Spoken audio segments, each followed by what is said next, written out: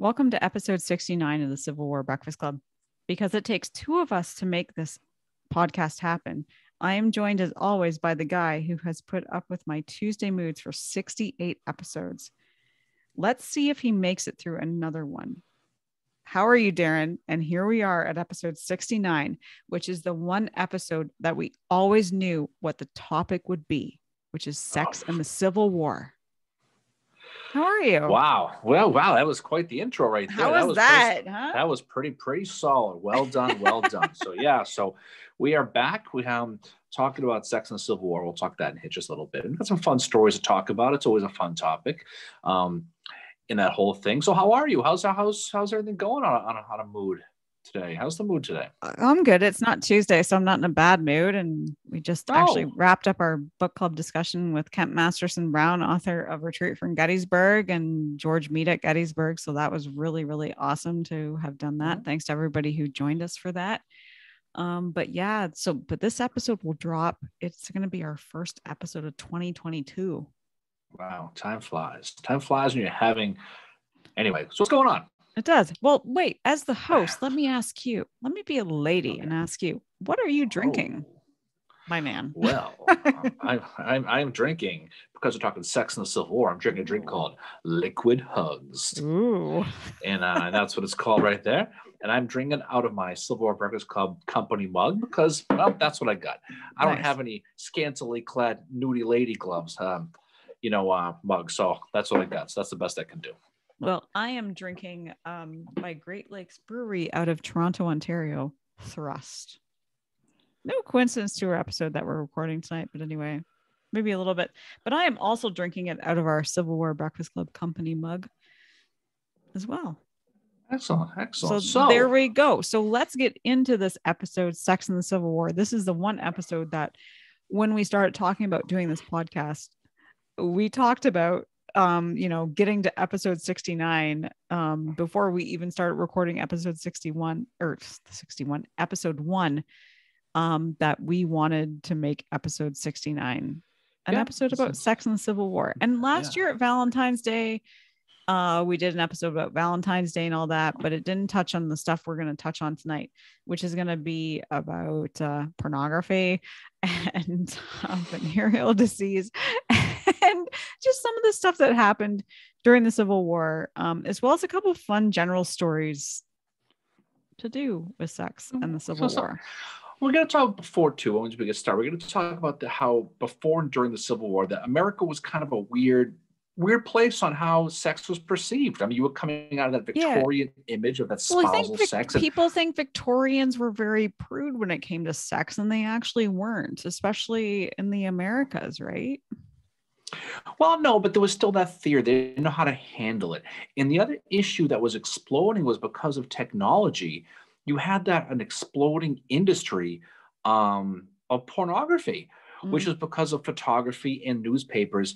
The Civil War was really the dawn of American pornography and what they called yellow covered literature. And during the war, soldiers found themselves far from home, mostly young men away from their home for the very first time, and they had to find ways to solve their prurient desires, Mary, while their significant others were away, right? And that bubbling male testosterone was a big problem for both armies.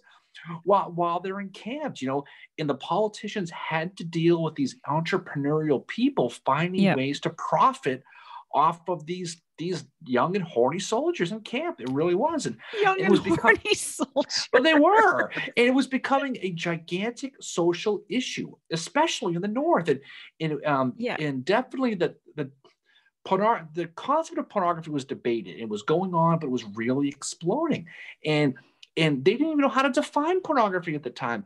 And the common definition was, I'll know it when I see it, which people still use today.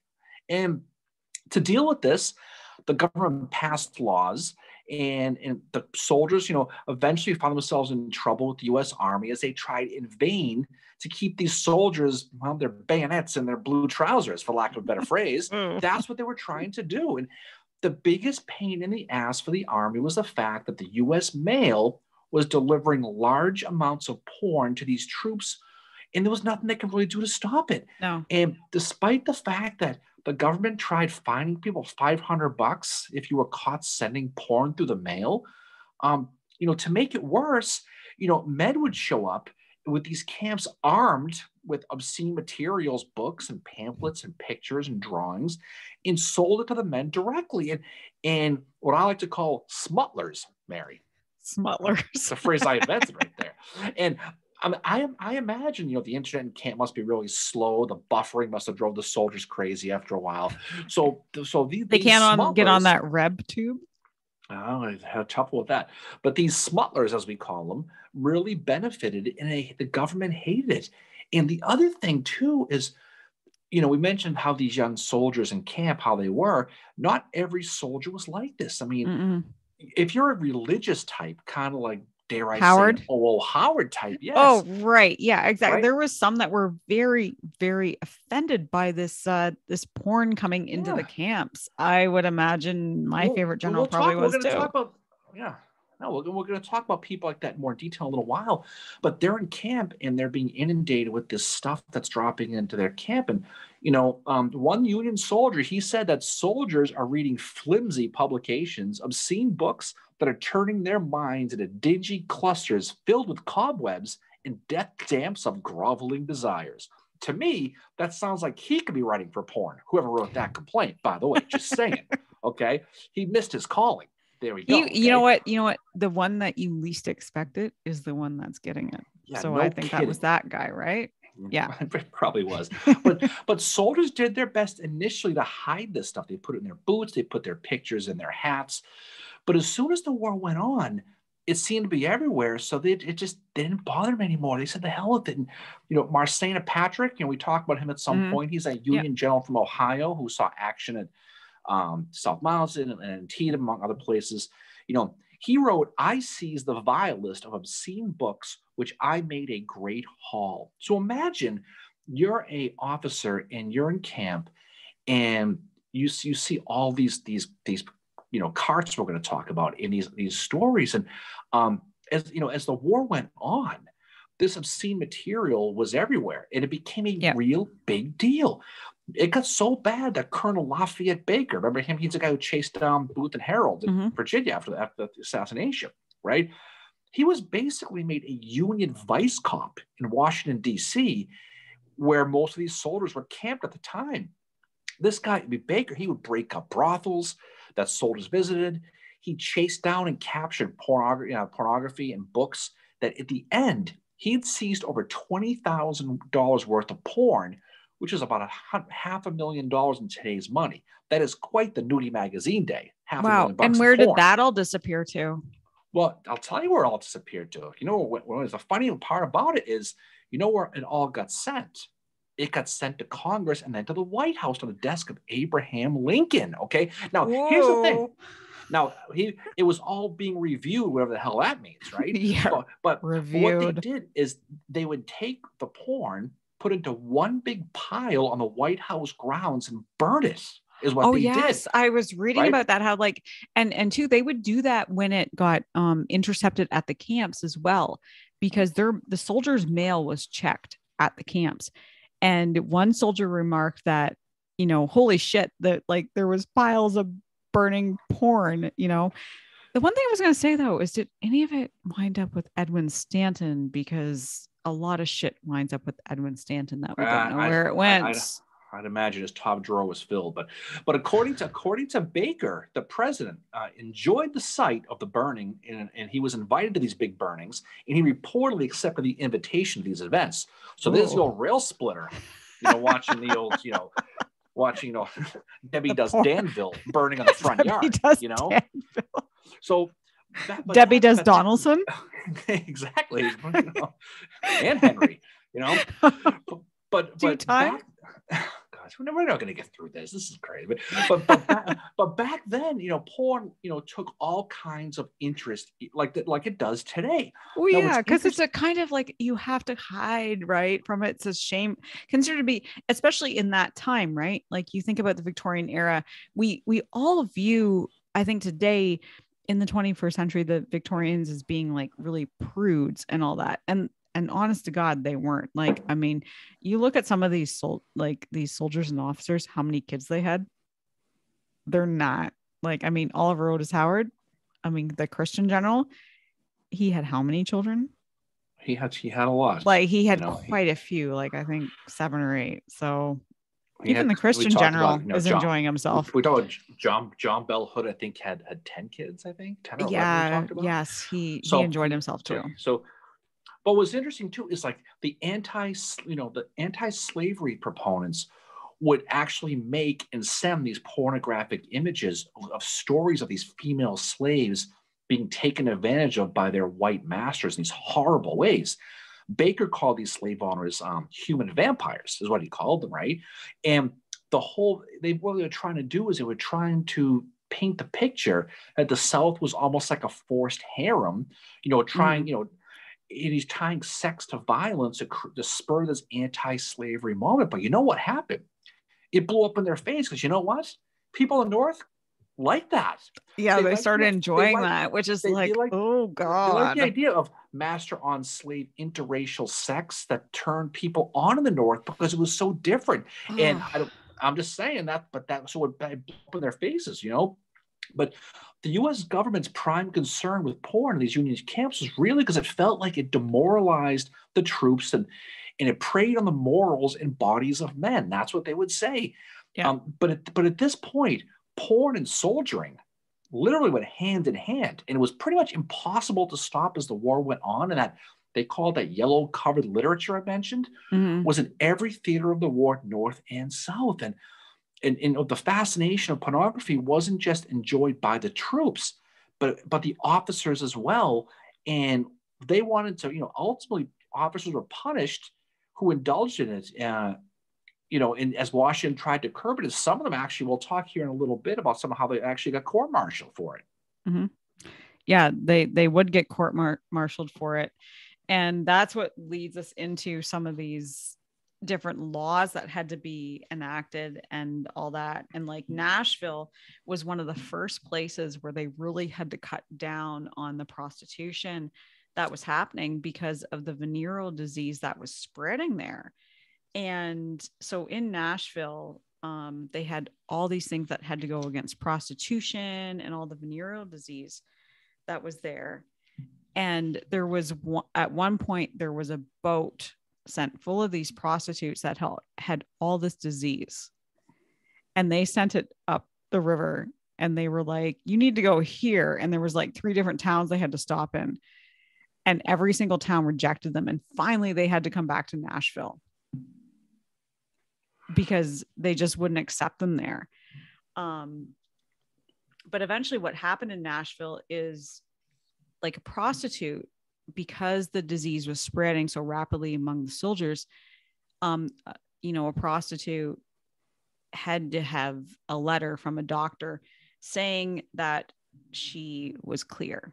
And what it would say is she was given a license. License is hereby granted to Annie Perkins, a public woman, to pursue her avocation in the city of Nashville, Tennessee, she having received a surgeon's certificate of soundness. If found applying her avocation without such license and certification, she will be imprisoned in a workhouse for a period of not less than 30 days. So if she was found to not have a license or to be not having to go for her checkup, then she could be put in this workhouse. But what they had to do in Nashville as well is they had a soldiers' syphilitic hospital, because that's how bad these venereal diseases were spreading around. And they had one for the women as well that they had to go to. So this is one of the first instances we see of them recognizing that shit, this is part of the Civil War. Like these men and women are going to bang and they're going to get diseases. We have to somehow regulate this because it's going to happen. And that's what happened in this. So you have the soldiers' syphilitic hospital in Nashville happening and trying to they're not trying to stop what the soldiers and these prostitutes are doing. They're trying to regulate it because they're recognizing like, shit, this is part of this war and it needs to happen. or it You doesn't can't need to stop happen, it. You but have it's, to, you can't stop it. You absolutely cannot stop it. And then they had this, you know, there's the Nashville Cyprian's Hospital where the women were held as well. And Nashville was one of the first places where this stuff had to kind of be cracked down and regulated upon, because it was really starting to hinder the army in a very great way. I mean, it's a, you can imagine. I mean, if you think about it, we've talked a lot about Abraham Lincoln with this podcast, about the stuff he's hearing about the wartime, the battles, things aren't going well, especially during the war. Now he's finding out that these soldiers, there were a lot of them are basically fraternity boys away from home for the first time, and it's becoming it's becoming a huge issue. Now you're worried about getting, you know, shots, or you're getting you know, malaria or some yellow fever type thing. Now you got to worry about getting, you know, gonorrhea and syphilis, and God knows what the hell the Rose Woods is carrying. You know, oh my God, it's a clown.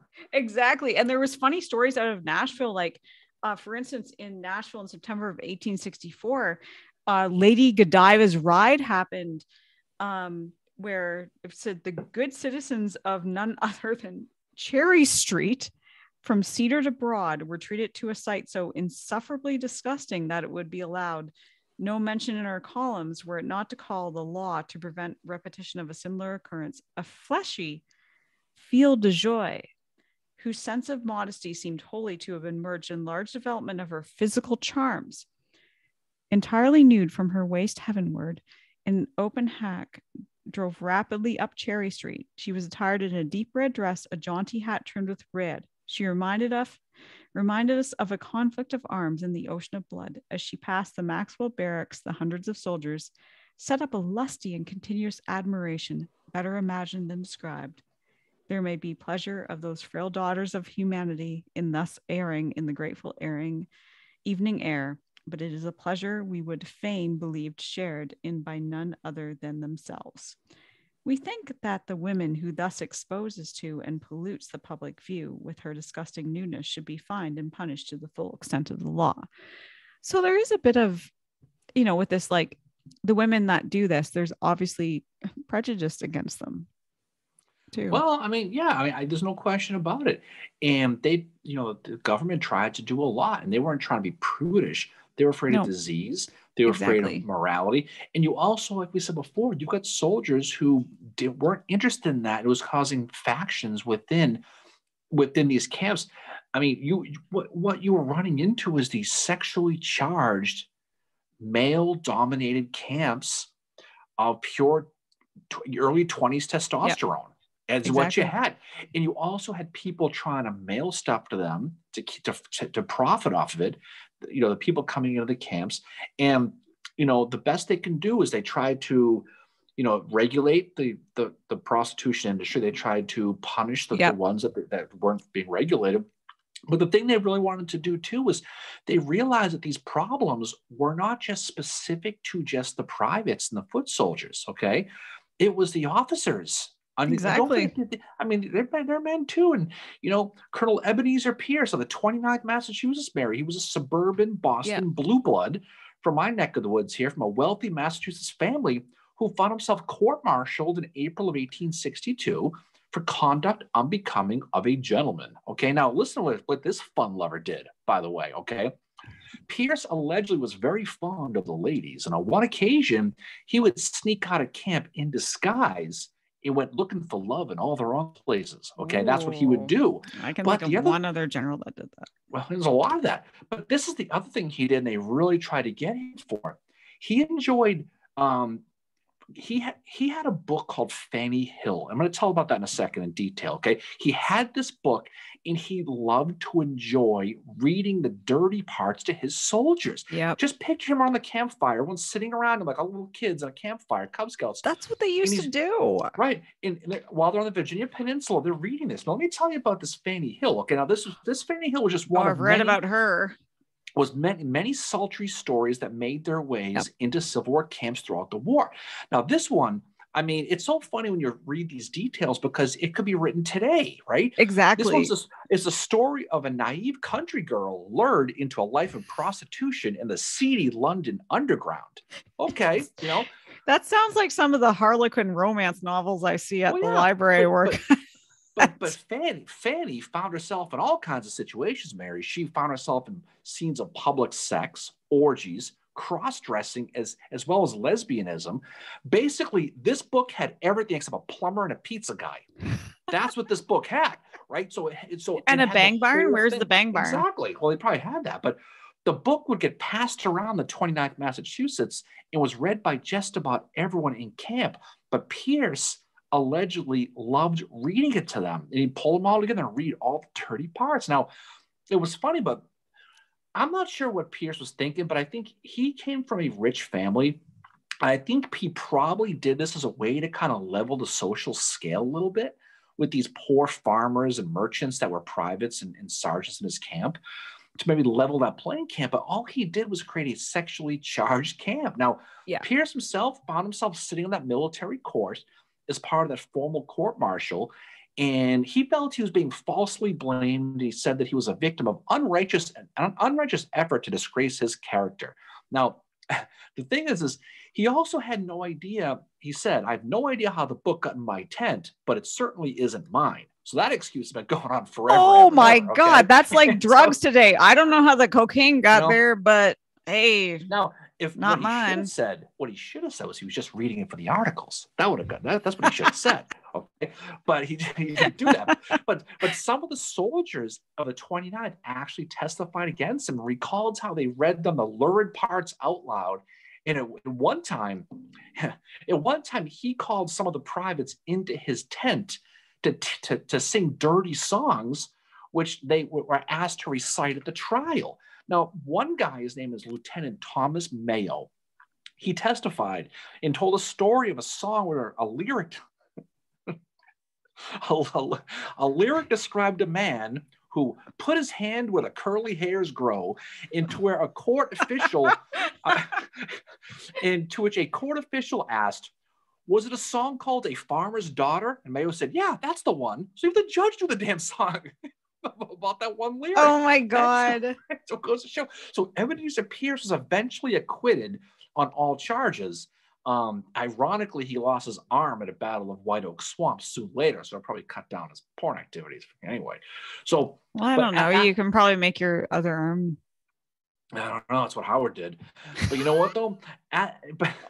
But as I mentioned, there are hundreds of Fanny Hill like books that were making the rounds around these Civil War camps. Absolutely. And they found their way into soldiers. And I got a couple of titles, Mary. But these are honest to God I think I might titles, okay? have a few too. Okay. And such page turners as A Bedroom Bombardment, Toilet Stories of Girls Bathing, and my personal favorite, Storming the Enemy's Breastworks, which proudly teased its readers in the summary that it tells the tale of a secession girl who unconditionally surrendered her breastworks to an amorous Union soldier. And that's what it said. That was the preview. Unconditionally surrendered. They got grants involved. God. And so another guy who got himself in trouble was a guy named Second Lieutenant William Lyman of the 13th New York Artillery. Yeah. He was stationed at Fort Hamilton, New York, in New York Harbor, and he had hosted several women in his tents and allowed the soldiers to peek in and watch. Hosted. So he was hosting. Hosted. I'm doing quotation marks for the people that can't see him. But Lyman also apparently had a righteous collection of porn photos that he was happily sharing with his men. And when he got caught red-handed, okay, wink, which is what someone caught him, okay, he was found guilty. They got him on this one. Now, these pics were called carte de viste. There were small photos mounted on these little cardboard things. Yeah. And they were suddenly everywhere. They were featuring nudes or scantily clad women. And it was the bane of the Army brass's existence. These photos were the holy grail for the troops. They absolutely were. And this explosion of photography, and this is where it's funny, Mary. It went both ways. The explosion of photography also went the other way because the soldiers had their own pictures made. Some of the pictures involved soldiers with their flies down that they would mail back to their spouses back home. Oh my God. I saw one Okay. today that was kind of, I was like, and it was not in relation to this episode. It was just something I saw on Twitter. It was a soldier and he was posing and I thought, Jesus, are you trying to be George Costanza? I mean, but that's what it was. That was that was what the pose was Yeah. like. It was like George Costanza. And I'm like, the fuck? but these carts were the Playboy centerfolds of their day. Oh. And many soldiers, the ones who could get them, they decked out and covered the inside of the tents with these pictures. One soldier, an 18-year-old kid named Thomas Galway, he was part of the 8th Ohio. He was in camp in Falmouth, Virginia, and to combat homesickness, he loaded his wall of tents with these photos. It was like a college freshman's dorm room with pictures of bikini pictures up on the wall is what he did. Oh my God. And here's the thing too, is the ones who couldn't afford the real ones, you know what they did? They got photos from a paper called Leslie's Ladies Magazine, which is like today's Sears catalog. They were cutting out the bra pictures. Oh my on their tents. God. So it's amazing how similar the times were. Yeah, nothing changes, right? Galway said he was freezing cold in Falmouth, Virginia. He said, we were half starved, but at least we could feast our eyes. That was the quote he said. I mean, these are real soldier quotes. It's hilarious. That is so funny. But glad nothing's changed. Oh no, people are people. It's just exactly they are exactly. And it goes back to that Victorian sexual thing you talked about. Well, yeah, that they think they're all prudes, right? And that's the funny thing about it is, people think they're all prudes and they're not. But I think the next thing we're going to go into is some stories about a few particular generals. Well, we're going to do that in a second, but I got a couple more stuff I want to get to real quick because, as I mentioned before, not everybody was into this. No, there were some who were pretty pissed off. And I want to tell a story about a guy who was a soldier in the 17th Connecticut named Anthony Comstock. Okay, because it's important to tell his story. Comstock. Okay? Yeah. So Comstock. He was from New Canaan, Connecticut. And he was one of these super offended people. He probably got sick of the traffic at 95 in Connecticut and he lost his mind. That's probably what it was. Oh, super offended people. So he's like social justice. So exactly. So he's going to join the 17th Connecticut in December of 1863. Now his brother, a guy named Samuel, was killed at Barlow's Knoll in Gettysburg a few months before. He was part of that regiment of the 17th that got slaughtered at Barlow's Knoll. They had 80 to 90% casualties, if I remember correctly. Mm-hmm. But Comstock, and here's the thing too, is he traveled to South Carolina with his regiment, and he described in his memoirs about seeing all these battles and seeing these injuries. The only problem was he was full of shit because he never saw one battle. He ended up basically killing time in St. Augustine, and that's the only killing he did because he was at a base there and they didn't do a damn thing. But what he did though is since he couldn't get involved in war, he got involved in a war on porn. So he was the guy. He was the narc. So instead of being universe rebs, it was him versus these porn people. So he felt it was his job to save young men from their erotic imaginations and confiscate photos he gathered obscene newspapers from the regiment. Wow. So you can only imagine how popular this made him in that camp. One day he returned to his tent to find it full of garbage and full of smoke. His soldiers, like, what the hell? He helped spearhead a directive of the 17th Connecticut that would mean they had no liquor on Sundays. They were required to sleep in their own tents every night. And he was so outspoken. He was basically the regiment's Ned Flanders is what he was. He really was. Oliver Otis Howard is the Civil War Ned Flanders. Well, I don't think he was as bad as this guy that you're talking about. Howard had a little bit more leeway than that. But his story, though, because there were a lot of people in the North who were mortified by this pornography thing. I mean, they just were. Pornography? Exactly. So he became kind of a quasi-hero to a lot of these people. So his story was embraced by the North and saw pornography as an abomination that needed to be stopped. So, and it's so funny how Comstock, it's the pop culture that you give me a hard time about. Pop culture? The TV show The Office the Yes. prude holder on now Angela. Remember what her cat's name was? Angela. What was Angela's cat's name? It was Comstock. That was the name It of the cat. was, yes. And it was, and she named it Comstock after this guy in the TV show. That was how she was, right? God, and so I hate Angela. Oh God! By December of 1864, Congress is debating the 13th Amendment, right, the one that abolished slavery. Yeah. But it was, as time went on, they were using the sex stuff and this morality thing to kind of redefine marriage. So what they did too is they made it so any black soldiers fighting in the Union, their wives would receive pensions, which is kind of a new deal. Yeah. And what it also did too is they strengthened up that mail rule, where it said that if you get caught mailing porn, you're going to get in a lot of trouble. It was supported by a guy from Ohio named Senator John Sherman, whose brother Billy took a run through Georgia one time. Yes. Right? Yeah, it was. So it was that. And so, and it was funny because the law wasn't strong enough for some states, especially New York, which was kind of the cradle of pornography. It just was, right? Ooh. And in New York, a very strict anti-porn law was passed that was supported by a group called the Young Man's Christian Association, also known as the YMCA today, Mary, who wanted to expand that reach across all media sources. So they were really looking to exactly. And there's a lot of irony with that, you know. But the thing about the effort was, you know, that effort, of course, was aided by Anthony Comstock, who helped police. Now, here's what's funny about this guy. He made 15 citizens arrests of people with porn. Can you imagine that? That's what he was. He was the Elliot Ness of porn, is what he ended up being. And so that's a great movie, whatever Elliot Ness is in. Yeah, exactly. And there's a phrase that came out of the war called Comstocking, which is about yes. too. Actually, it's funny. Comstock comes up in one of my favorite video games, BioShock Infinite. Comstock is a character in that. Yeah. That's really interesting. So it goes on and on and on. But to your point, you know, some of our friendly generals who we know very, very well certainly they certainly enjoyed themselves. And so I know you're excited to talk about one of them there. Though they did. So there's one I want to start off with, first of all, really quickly, that he has come up. He's my namesake for tonight. My namesake, for those that are not in video, my name is Earl Van Dorn. Earl Van Dorn, just really quickly before I get into the main one I'm going to talk about. Earl Van Dorn was looking for love in all the wrong places. So he was known as a womanizer. And anyway, he ends up having an affair with Dr. Peter's wife.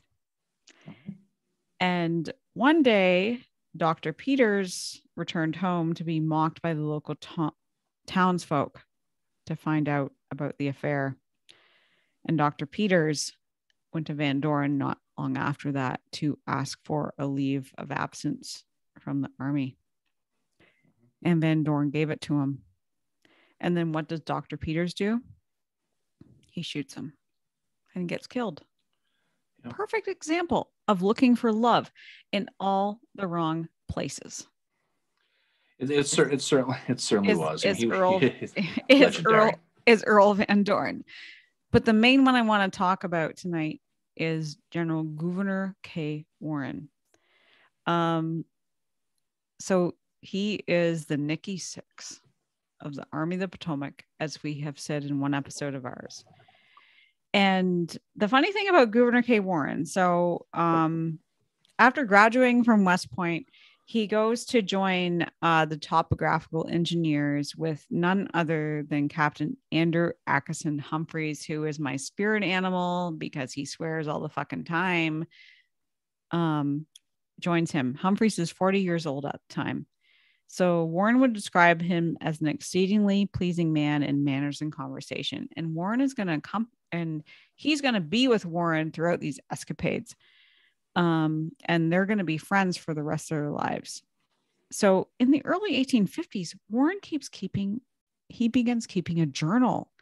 And this journal tells of all his escapades with the women he's with. So New Year's Eve, 1850, 1851, he's going to spend it drinking wine with many of his new acquaintances and spending the evening with several of the young ladies whose names turn up frequently thereafter in his journal, which is to one of his biographers. He would record details of his experiences in New Orleans, where he is with Humphreys, which was a social whirl, which he was happily joined. Champagne suppers, hunting expeditions, card games, evening soirees, and the beautiful New Orleans belles. His birthday happens to be January the 8th. All the ladies of my acquaintance drank my health at dinner. And he also wrote his sister Eliza, I have now quite an extensive lady acquaintance with no less than 3 of which I am very interested. And at one point, he ends up in Baton Rouge, in which he says he went to a dance that evening where he met a Miss Chambers and I forget with whom I flirted. So he doesn't remember her name, but he flirted with her. And then, while Warren works, he plays hard, which I think we're going to see in the general that Darren is going to talk about. Mm-hmm. He carries on with his social life that he absolutely loves. So he and Humphreys end up going to Pascagoula, Mississippi, where Warren ends up having to look after Humphreys because Humphreys is not doing very well at the time. Keep in mind, they are surveying the Mississippi, which is going to come in hand for later on in the Civil War when Grant is up there. This is what they're doing right now. And by this point, when Warren is in this point at this time, when he writes in his diary, I've won quite a reputation for dancing and can have a partner in any lady I wish. My success here at the South quite astonishes me. It's like, wow, dude, you're making it. And as much as he is with ladies, as I said, he's very much, like he's hard at it with work as well as an engineer. And he says, I am distinguishing myself in a new line for an engineer, but the truth is I have nothing else to do. And it's kind of like, really, dude, your diary proves nothing else. Because he wrote in his diary all his escapades that he's doing. And then he eventually travels back east and he sees a lot of plays, meets a lot of ladies, but then we have the Civil War happening. But Gouverneur K. Warren is a guy that before the Civil War, he's like clearly playing the field, but he's also working really damn hard at being an engineer, becoming who he is. But it's fun because in his diary and his letters to, of all people, his sister, he's writing of all this shit that he's doing as well with the ladies on the side. Oh, and that's the thing is, again, these are people too, and these are people exactly too, and my little story, and people who study these things or read these things, these are no surprise stories, but some people might be surprised how Winfield Scott Hancock handled himself in his younger and more vulnerable days, Mary. I'm not shocked by that, reading about how after reading about Warren, because they're kind of the same way. They were playboys before they were married, and then they were all like, we're done. He was a soldier's soldier, but he was also a ladies' man, is what Hancock was. Mm-hmm. And real quick background: 1844 West Point grad. He was sent to the second. He was second lieutenant in the 6th U.S. Infantry, got sent to Red River before heading to Mexico in 1847 in Puebla, Mexico. So on the fields, Hancock was breveted as a first lieutenant, for his actions at places like Churubusco and Contreras. So he had a strong military success. He didn't fight in Mexico City, the siege, because he was sick, but he did remain in the city after the fall until the final peace treaty was signed eventually in 1848. But during that time, he took full advantage and he proved that he was not all work and no play in the early part of 1848. Well, he's like Warren, right? No, exactly. Now, during this time, don't forget, he's a 24-year-old bachelor, okay? And his 22-year-old wingman was a guy from Virginia named Harry Heath. And they would hit the town nightly and they would scope out some of Mexico's finest senoritas. That was what they were looking to do, Nice. right? That's amazing. What was funny was that one of their guys who they wanted to go with them was Louis Armistead. And he was married, wanted no part of it. He wanted to stay back, so he didn't go. So just picture Heath and Hancock hitting the town. Now, Hancock, I mean, he was a good-looking dude. I mean, he was a sharp-looking, military guy. He was quite the hit with the locals. I'm just saying back, whatever, okay? And according to Heath, Heath mentions that he was a tall, handsome soldier with irresistible charm that captivated the Mexican girls. Did he lie about his height? Like, I'm sure he did. So he probably told me he was 5'4", and he was 5'2.5". But what he did was Heath hung around Hancock trying to benefit, trying to be a pilot fish, and because he knew if he was going to hang around Hancock in his nocturnal adventures, it might pay off for him. So he writes, Hancock and I were quite often invited to attend entertainments given by the Mexican ladies in the city. I owe my invitation to Hancock, with whom these senoritas were all in love. Now, apparently Hancock would tell a different girl every single night that he had fallen in love with her. And Heath, once he asked Hancock, how in the world can you possibly say you're in love with a different woman every single night? And Hancock responded, we are at war with Mexico and peace has not yet been made. And as you know, all is fair in love and war. Wow. That was a quote Hancock said. So he was a honest to God. I mean, he was who would agree with him is William Tecumseh Sherman, because William Sherman, when he was out in California, he had a lady in California that he was kind of doing the same thing with. So yeah, he would agree with Hancock on that. But sadly, the peace treaty does get signed late in 1848, and Hancock is going to get sent to St. Louis, and he's going to camp at that Jefferson Barracks with the rest of his 6th Infantry. Now, in St. Louis, that 6th Infantry and Hancock, all of them were conquering heroes, and they were all invited to all these big-time parties. And in one event, Hancock is serenaded by a young teen socialite who opened up her window and threw down her white glove, and he held on when he caught it. And the woman was a woman named Elmira Russell, okay, the daughter of a wealthy merchant, and they soon became hot and heavy. And they were the talk of the town. And Heath had later. She was determined, was she? Well, she was very determined. She probably was, a champ. But Heath also noticed that, Hancock had become a changed man, like we said a little while ago at this point. So eventually they're going to get married in January of 1850 at Elmira's father's house. And the wedding was the event of the year in St. Louis. I mean, not much goes on in St. Louis, but that was a big time, right? So just picture outside of the house where they got married, there's a huge crowd gathered. It was so big that police had to come and they had to break it up, and it ended up being a big deal, right?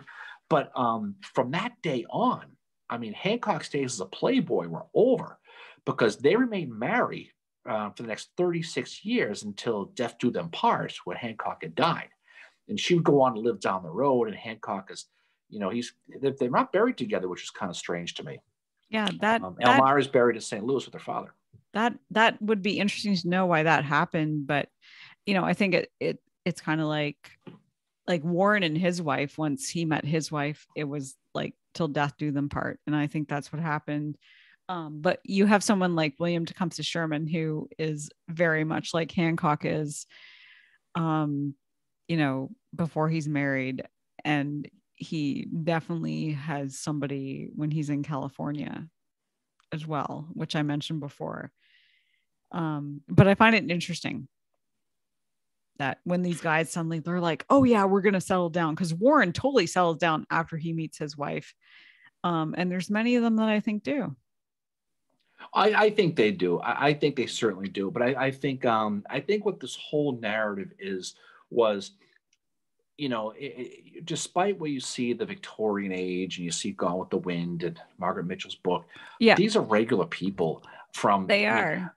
I mean, porn was delivered to Lincoln's office. Yeah, right? There's no way he didn't look at it. Nope. He never would. He never did. But I mean, whatever it was. But you can imagine this big porn burning at the White House. It's so funny how Yeah, the world but there's is. also a lot of myths that stem up around it too. You know, like you think of Joseph Hooker, where it's like, okay, that's where we get the term hooker. It's not. It originated in, I think it was the 1840s, but it became popular because of him. But Hooker actually wasn't doing a lot of that stuff at all. No. He wasn't drinking anymore. He had quit drinking by the Battle of Chancellorsville. And he wasn't doing a lot of that stuff anymore. He had stopped doing that. And that's where there is a lot of myth from the Civil War from that. And we discovered that too. Like we discovered that somebody like Bushrod Johnson was actually, he wasn't really into going to the bang barn, right? Same with Custer, you know? Exactly. Yeah. I mean, Custer did before he was married, but once he was married, he didn't. But then you have some of these generals that were like General William Tecumseh Sherman. He definitely visited the bang barn. He was one of the ones that did. I'm sure. I mean, well, he had girlfriends. There's those rumors that they didn't burn Charleston because he had a girlfriend there. Who knows? Absolutely, that's true. But some guy at a bar told me to, so it told me that, so it must be true. But who knows? But I think what's fun to study about this is these guys, especially in the camps. You can imagine these tents, with all these pictures taped to the wall, and all these guys passing and reading these little stories and giggling like school kids about these little these little pamphlets and they got. And what an absolute nightmare it was for the Union. If you're Halleck or Stanton or Lincoln or any of these people, right, and you're fighting this war, and now you're getting reports that these guys are all into porn and that the officers are getting into it too. Yeah, I mean, it just like it's like it just goes on. But it affected the South too. It wasn't just the North. Oh, exactly. I mean, no, it was in the South as well. But it's definitely fun to study, and I guess this episode is an appropriate episode to do it with. But I think it's fun to study, and there's some great books that you can read about this and learn about it because it's an interesting subject, an interesting taboo and topic. But again, it goes back to the fact that these are people, they're regular people. Every one of them had their own stories, and these are, for the most cases, these were young men away from home, like I said, missing their girlfriends, missing their wives, or just missing nobody, and they just were, it's their first find something to do. If they're an 18-year-old guy and it's their first time away from home, they're going to be like, whoa, what's happening? But another general to mention too is Dan Sickles. Like he was pretty, before the Civil War, after the Civil War. He's another one to study if you're interested in this topic. And I'll leave it at that. Just study him. He's certainly one. But I'll tell you. But it's a good to know. It's good. It makes sense now. You know why the soldier's most popular request from the sutler was socks. It all makes sense now if you think about it. Oh my God. But it's fun. It's fun to think about all this stuff. In any case, this is definitely we've been talking about a lot of serious stuff lately. Rufus Dawes and battles. So it's fun to lighten up a little bit, have some fun. So heading into the new year, so 2021 is finally coming to an end. And so hopefully we can end this on a positive note as we head into 2022. So what's next for us? What's coming down the pipe? So next is we are going to be talking Arkansas Post. We're going to be going back to Vicksburg to talk Arkansas Post. We're going to be doing that. That'll be a good one. We're going to talk about the beginning of the Vicksburg campaign. We touched on it a little bit last year, so we get to spend more time in that. Yeah, we're going to be going back there. And then we got some more fun stuff coming down the pike. Exactly. To be determined when you tell me what we're doing, and then we will do it. So that's January. Just to let our listeners know, January 26th, we are going to be having our Zoom meeting with Tom McMillan about his book about Armistead and Hancock at Gettysburg via Zoom, 6 p.m. Eastern Standard Time. That's our first book club for 2022. Is Tom McMillan's book about Armistead and Hancock.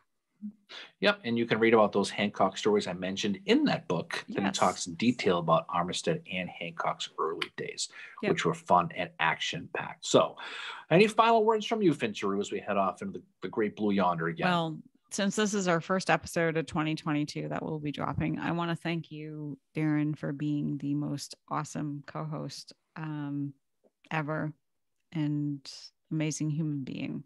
You're amazing. Well, right back at you. So thank you. It takes two to tango. Well, and also to our listeners, to all of you for our support as we go into 2022. We seriously appreciate you. So thank you. No, we have a fun episode. We make light of a lot of stuff. But we do appreciate everything. I mean, it means a lot to us that people listen to this. We're just a couple of silverware nerds hanging out, talking, and people enjoy it. And, and there's a lot of cool people we've met along the way. And we'll meet a lot more people going forward with some other things. So any final words from you before we jump off? Or was that what that was? You just asked me to do that and you did it. Right, I guess we're good. I got nothing else Oh to my say. God, I'm glad I'm not the only one that might be drunk. Kidding. Unless it's on Sudafed. And anyway, I'll give you a pass. Okay. All right. Anyway, we will talk to you all soon. Hopefully you listen to this. You've had a safe new year. And 2022 will be better than 2021. It will be. I promise. Stick with it. Stick with the program, and everything will be all right, as they said. So, peace out, everybody. Have a great weekend, and we look forward to talking to you on the other side. See y'all later. Bye. All right.